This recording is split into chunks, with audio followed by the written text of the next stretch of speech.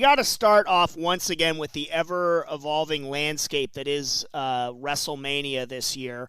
Hmm. And since we last spoke to you, we had our bonus promoter spotlight and everything like that, and that was great fun. Big thank you to David Marquez and Gabriel Ramirez again for doing that. But since you and I really spoke, Roman Yeah. Reigns has pulled out of WrestleMania. So after all that build up and everything, the signing, and there will be no Goldberg versus Roman Reigns for the Universal Championship this year at WrestleMania. Rumors swirling that who's going to replace him. We'll get to that in a moment. Okay. But first things first, your reaction to Roman Reigns pulling up. Good for Roman in this situation, just because. Come on, let's be real. His health is his number one priority, and what he's been battling is something that's very serious, and it's something you can't take lightly in this situation. And based on his history with leukemia, that's something that is very dangerous in this situation with the coronavirus. It affects people, older people, people with respiratory issues, and people like Roman Reigns, whose immune system can be up and down. So for him, I really respect the fact that he's not going to sacrifice his well-being just for like a payday or just this one-time event. He's got to look at the big picture in his life for years to come, and his family and friends and everyone. So I really respect that he's not being selfish here, and he's looking for the well-being for himself and everyone else around him. Yeah, no, I think that's very well said.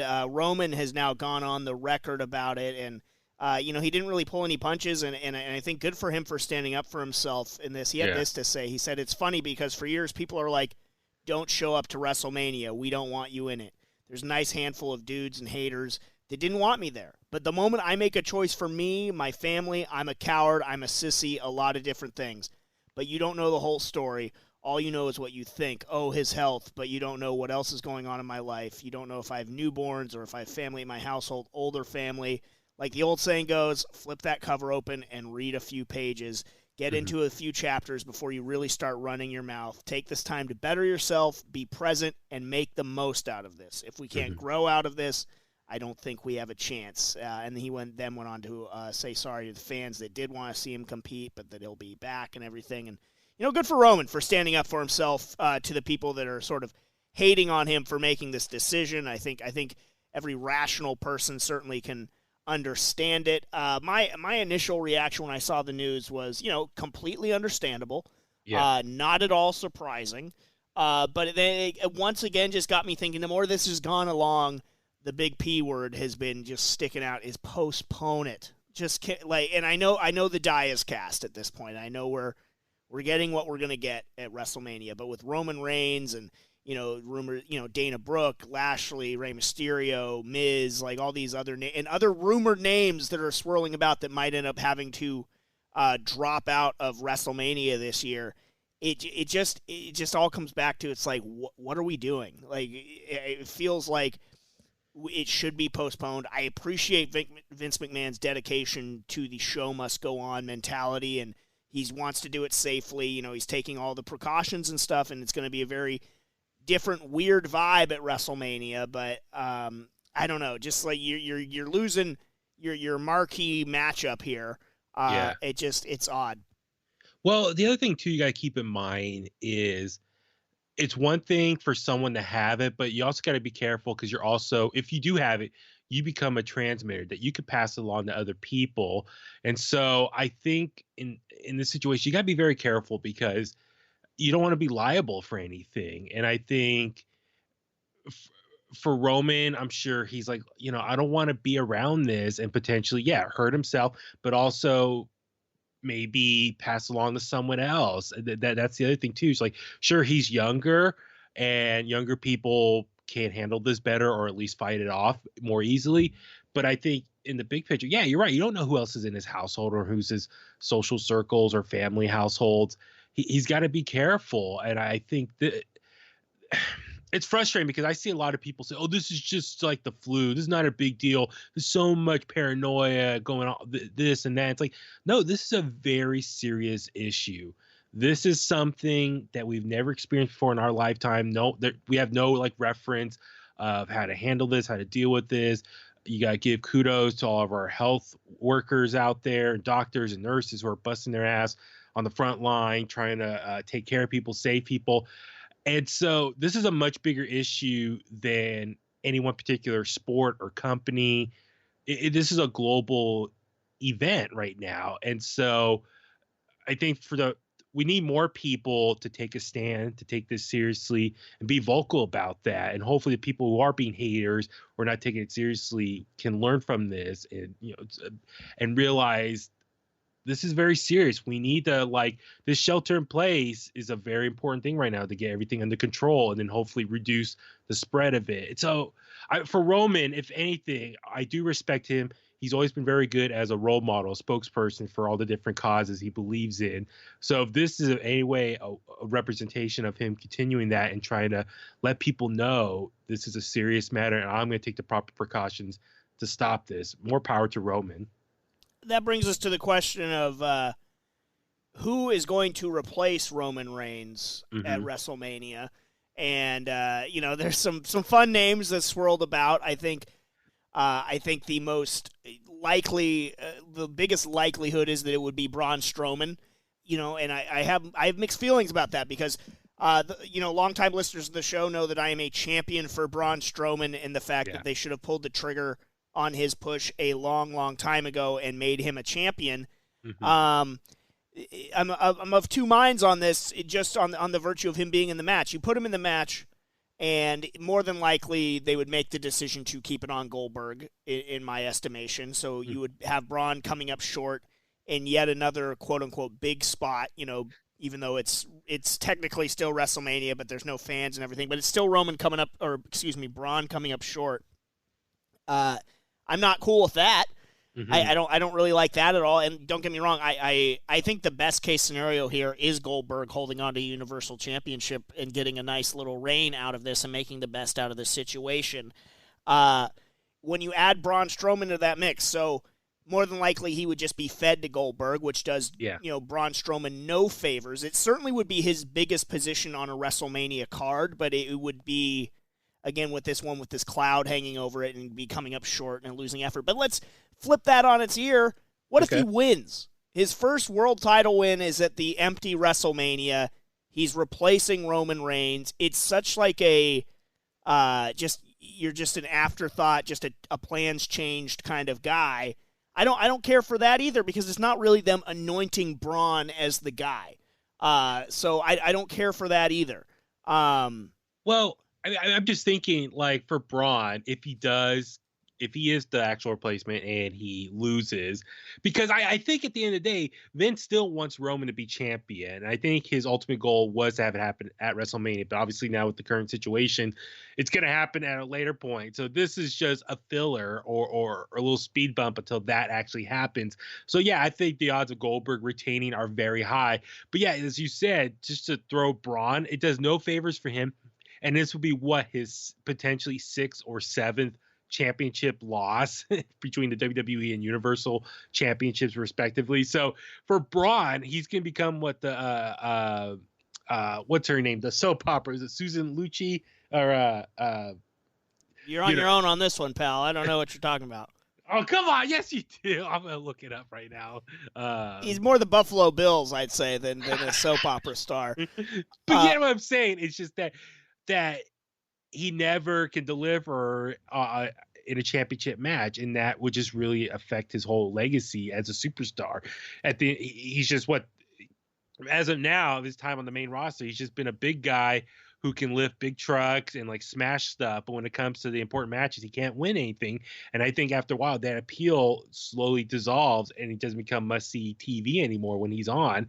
But yeah, it goes all the way back to, it's funny to call back to our interview with Stone Cold Steve Austin. It goes all the way back to that No Mercy pay-per-view when, Braun kicked out of all those power slams and, Brock kicked out of all those power slams.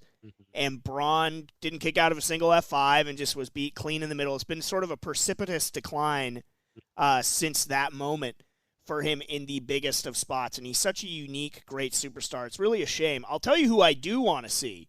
And what I think would be great, and it would be one. I think sort of art imitating life or life imitating art, that whole dog chasing its own tail, is give me Matt Riddle and have Goldberg squash his ass.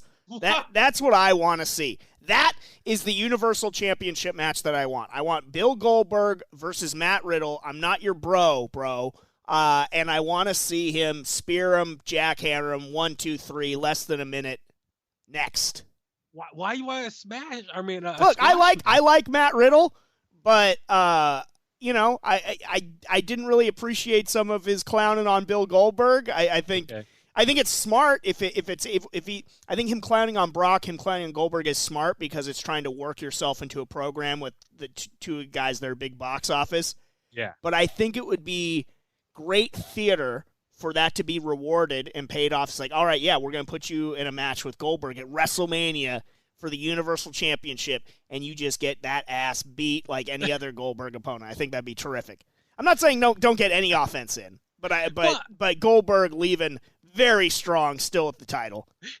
But then again, part of me is like, there you go. You sacrifice when you're upcoming top young What's stars. the sacrifice? He's an NXT guy. He's never been in a WrestleMania before. He's in the title match. Like, he's against Listen, Bill Goldberg has done that to some of the best names in the business. Hogan, Brock. You know, I mean, come on. Matt Riddle, you're in good company there, my friend.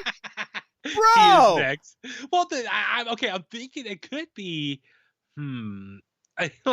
let's say to go back to Braun. If you sacrifice Braun, all this does is just help put Bill Goldberg over at his age. Well, see, the thing with Braun that's different about Matt Riddle is that Braun has been languishing between Raw and SmackDown for the last couple of years now. For Matt Riddle, this is like a huge opportunity. He's still, he's still in the bubble wrap from his action figure box and everything like that. This doesn't really hurt him as much. It's a great spot for him, and it's hilarious if he gets squashed. And also the right booking call, by the way. But that's what I'd like to see. But I mean, I don't know what he has going on that weekend, or technically, hypothetically, if it is, quote, this weekend, even though it's been pre-taped. But his tag team partner, Pete Dunne, is stuck overseas back home in the UK. So he technically has nothing to do right now. So it would be fun to see Matt Riddle have something to do, quote, WrestleMania weekend. So I could kind of see that. And the reason why I would say it's a replacement opponent. So it would be a fun little, just quick Goldberg squash match to have him defend it. Plays off of the real life, whether it's worked or a shoot animosity between the two. That's what I'd like to see. Well, then watch Riddle afterwards. He's like, I wasn't ready, or watch him go on some weird Twitter rant about this. Well, then they could have a rematch down the line. Who knows? Yeah. I know. I just kind of worry. It just. You're throwing it together just to fill the match, but will that really be the right match that we deserve as fans? Could it be done better, like with better build up and better circumstances and in front of a big crowd? Like, I think in front of a big crowd, people would love seeing that in person. But I get it. This is such a weird situation that we're in right now in the world. So I don't know. Don't get me wrong. It would be fun. I think another good option would be you have John Cena and Bray Wyatt's match be for the number one contendership for the Universal Championship. Like on night one? Yeah, and you have the Fiend win, and then you could have the Fiend, if they wanted to rebuild him, he could beat Goldberg. Because the other side of this coin too is, as much as they may want to keep it on Bill now, maybe that's not in Bill's plans. We don't know. For all we know, his deal is just like, you put it on me, I'll drop it to Roman or whatever, and then I want to go work on my cars and what have you and stuff like that. We don't know what his deal is, which I like, which adds a little bit of intrigue and mystery to how long he's going to be around. I want Goldberg back full time, but I don't think that's in the cards. So it could be one of those situations where they could immediately rebuild the Fiend in this 2-night empty WrestleMania.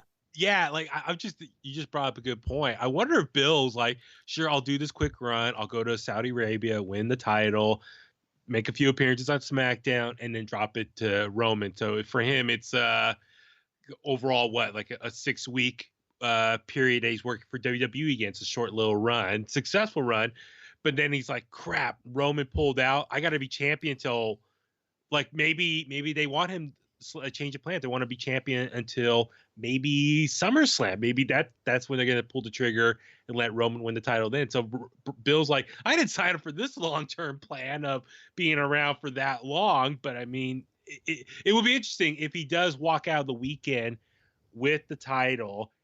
How long would he stay with the company as champion? Will they drop it at the next pay-per-view, or will he be around for that much longer? So it would just be interesting. So for him, in his mind, he probably said, sure, I'll do this, a good little 6-week run with the company again, but now it's going to turn maybe into a longer a time with them. I don't know. It'd be interesting. I am interested to see how much the decisions in terms of who wins and who loses is going to be affected by the circumstances in the world right now and of WrestleMania itself. Like, you know, going into this, I was 75% sure that Drew McIntyre was probably going to beat Brock Lesnar and become champion. Yeah. Since the decision to move to a fanless WrestleMania, I am way more 50-50 / leaning towards that they're going to keep it on Brock and maybe have him drop it at SummerSlam. Mm-hmm. Just because changing it to the deafening silence of an empty performance center is not the same thing. And if you still want, if you think that Drew is the guy, if you really want to anoint him, then run some type of BS DQ finish, you know, or a no contest, double count out, whatever you got to do to keep both guys looking good. Mm-hmm. But if you don't think Drew's the guy, because that's the thing, like with any Brock match, fans or no fans, he is such an attraction, and they've done such a good job of building him. You got to be damn sure that you want this guy to be your standard bearer if you're going to have him beat Brock Lesnar. And that's why when you look back at Seth Rollins beating Brock not once but twice, and, you know, now he's back to being a heel again, and he's doing great at that, but he was a failure to launch as the babyface of your company, unfortunately, for a multitude of reasons, many of which not Seth Rollins' fault. But, you know, it feels like that they backed off Seth as the guy. And so why did you beat Brock Lesnar to begin with? See, that's my thing, is like you have to be sure if you want to put anybody over Brock Lesnar, because he needs to be kept special. So I am interested to see where these decisions go. Well, with Seth, though, they didn't know how things were going to turn out. I'm sure in the moment they're like, yeah, he's going to be our guy, but they didn't know the next few months would turn out the way it did. I mean, between his Twitter stuff, controversy. The Twitter stuff doesn't have anything to do with it, though, in my opinion. But he would get some boos, and it led to people, maybe the fans, kind of turning on him based on his reaction and the whole Will Ospreay stuff. But then also the booking with him and his girlfriend, or now fiance, Becky Lynch, and the Lacey Evans, Baron Corbin. So I think there's a lot of factors. Yeah, that's what I said. It wasn't entirely his fault, but they still pulled up stakes. They didn't weather the storm with him as the guy. And it's like any time you make sort of a shift, there's gonna be some turbulence at the start of it until you set new course and you hit that smooth sailing. And you know, I don't feel like that they really gave Seth the benefit of doing that. I think they hit some trouble, and they called an audible, and they called for a reset. And so I don't want to just see them have Drew beat Brock and then, you know, be like, oh, I don't know, maybe a Scottish world champion is the face of our company. Maybe that doesn't work, and then they go right back to it again. That doesn't do anybody any good, and it just cheapens Brock.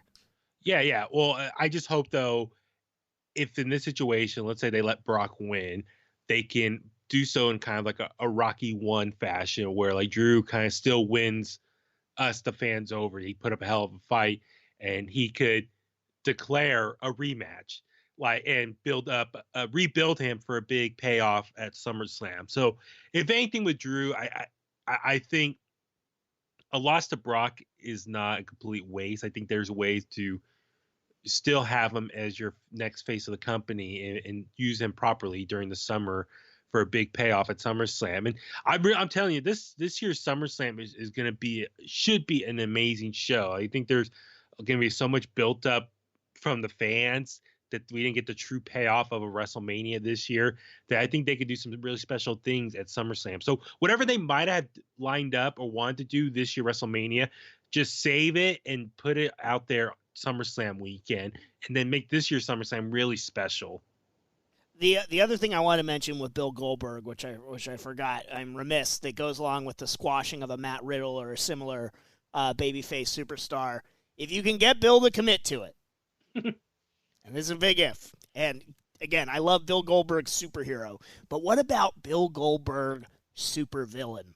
What if Bill Goldberg goes out to the ring and declares that he wins by forfeit, and that Roman Reigns is a coward and didn't want to face him, and turns heel, and and he can squash whoever, and then he holds on to this Universal Championship, refusing to grant Roman Reigns a rematch until, be it SummerSlam or next year's WrestleMania.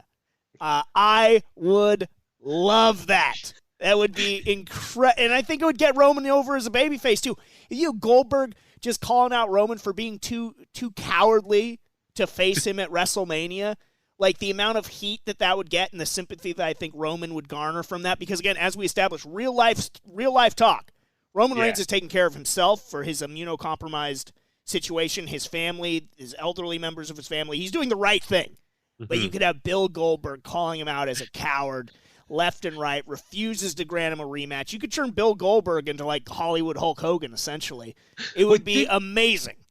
Didn't Goldberg turn heel in WCW with Vince Russo? Yeah, but at that point, WCW was so far off the reservation they didn't know what to do, and it all went awry. This would be another chance to show what he could do, because this would be a legit heel turn, and he would be a true supervillain. I think that would be something that I don't take turning Bill heel lightly, because he's such a natural, just badass, ass-kicking babyface.